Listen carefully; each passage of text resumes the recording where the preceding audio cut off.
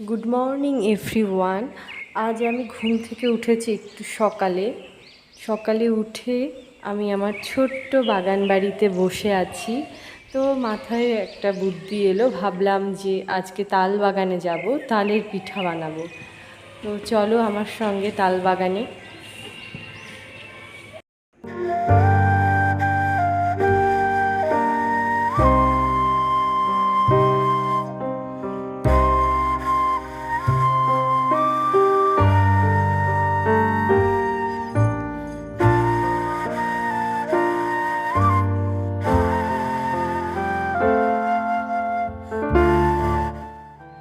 আমাদের গ্রাম কি সুন্দর, তাই না বলুন? চারিদিকে সবুজ আর সবুজ, কত স্নিগ্ধতা। আমি পথে কুড়িয়ে একটা জলপাই পেয়েছি, তো সেটাকে ধুয়ে আমি ভাবলাম আগে খেয়ে নিই। তো সেই কারণেই আমি গাছে বসে ভাবলাম জলপাইটা খেয়ে তারপরে যাচ্ছি তাল বাগানে। আর এখানে বসে থাকতেও ভালো লাগছিল।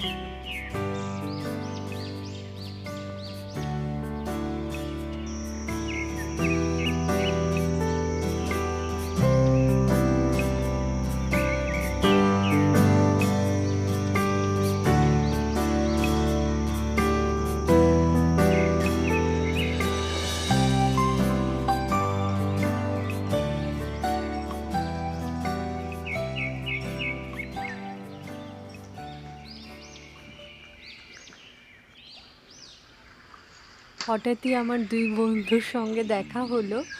ওদেরকে আমি একটু খাবার দিচ্ছিলাম, লিচু পাতা। তো ওরা খাওয়াতে অত ইন্টারেস্ট দেখাচ্ছে না। আমি বললাম এতদিন বাদে আমি তোদের সঙ্গে দেখা করছি, খা।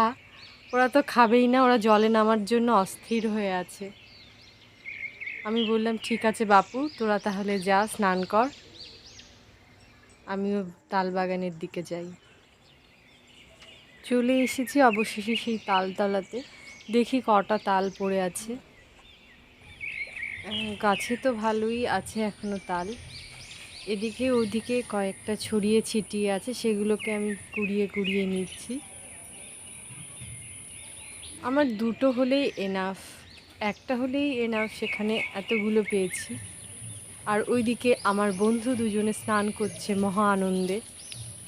ভারী মজা লাগছে। তাল বাগান থেকে তাল কুড়িয়ে বাড়ি ফিরছি তালের পিঠা বানাবো বলে। এদিকে আমার দুই বন্ধুরও স্নান হয়ে গেছে, ওদেরও স্নান কমপ্লিট। ওরাও উঠছে এখন পুকুর থেকে। কিন্তু দেখো তো আমার বন্ধু দুটোর চারটে পায়ে কেমন কাদা লেগে আছে।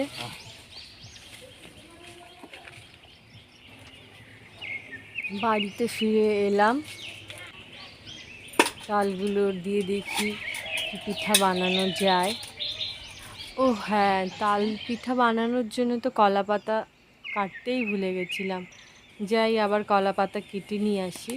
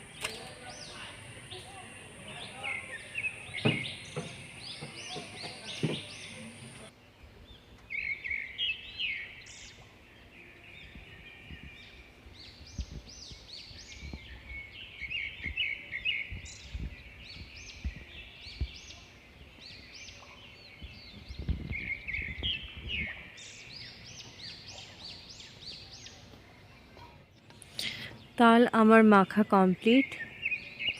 তালের যে গোলাটা বেরিয়েছে, তাল গোলা, সেটা দিয়ে আমি একটা ব্যাটার বানাবো।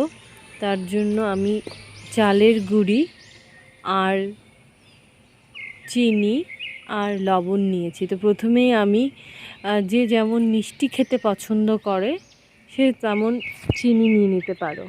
আমি চিনিটা একটু বেশি পছন্দ করি, তাই আমি 100 গ্রাম মতো চিনি দিয়েছি। এরপর আমি চালের গুঁড়ি দিচ্ছি, যাতে ব্যাটারটা বেশ একটু মোটা করতে হবে, সেদিকে খেয়াল রাখতে হবে এই পিঠাটা বানানোর জন্য। এটা কিন্তু আমি বড়া করছি না, কারণ আমি তেলের জিনিসটা একটু অ্যাভয়েড করি যতটা সম্ভব পারা যায়। তো এবার আমি লবণ নিয়ে নিলাম পরিমাণ মতো। এবার আমার ব্যাটারটা কমপ্লিট হয়ে গেছে। আমি তাও একবার তোমাদেরকে দেখিয়ে দিচ্ছি যে ব্যাটারের ঘনত্বটা কেমন হয়েছে। দেখো, এর থিকনেসটা ঠিক এমন হবে, আর অনেকটাক্ষণ ধরে ফেটাতে হবে। এবার আমি কলা পাতাগুলোকে কেটে সেটাকে মুছে আমি কড়াইতে দিয়ে দেব।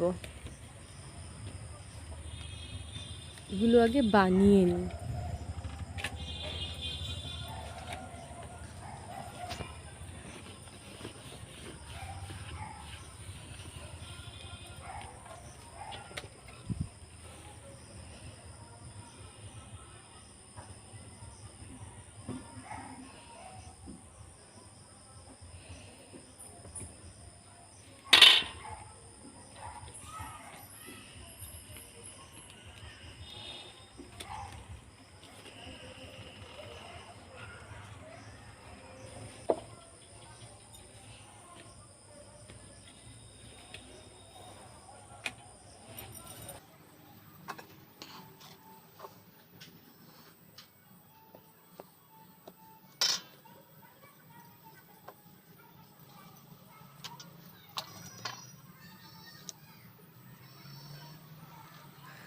আমার অনেকগুলো বানানো হয়ে গেছে। দেখো, এবার আমি উনানটাকে ধরিয়ে নিই।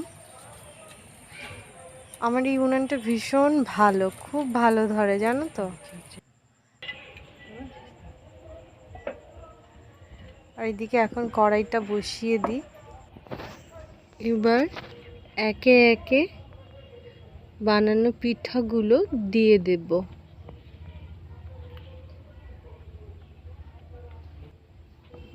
চারটে করে দিচ্ছি প্রথমে, চারটে দিলেই ভালো হবে। তারপর ঢাকনি দিয়ে ঢেকে দিলাম।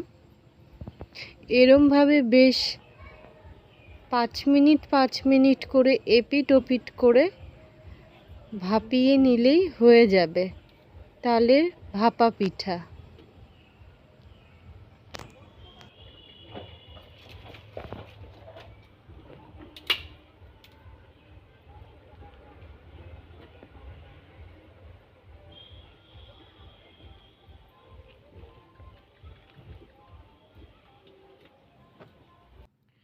এইদিকে আমার চাঙ্গু মাঙ্গুগুলো জেগে আছে।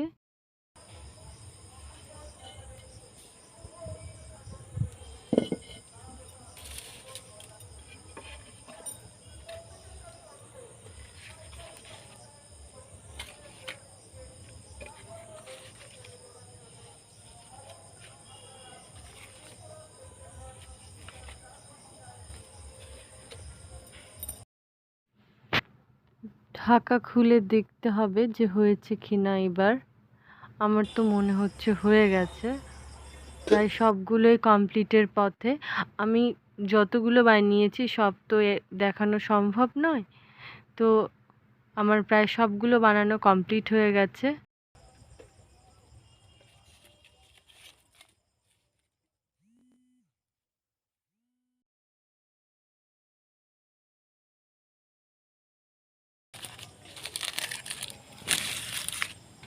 এবার আমি আস্তে আস্তে করে নামিয়ে নিচ্ছি।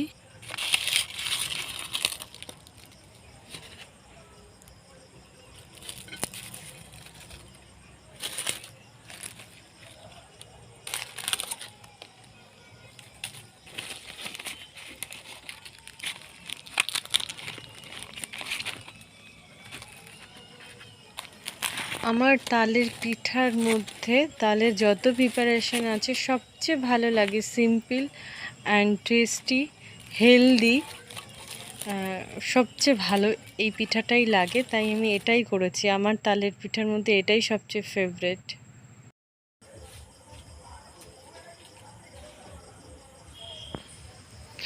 আমার প্রায় অলমোস্ট সব বানানো হয়ে গেছে, লাস্ট আর এই একটা ব্যাচেরই আছে। আর আগুনের সামনে থাকতে থাকতে প্রচুর ঘাম হচ্ছে, ঘামটা একটু মুছে নিই।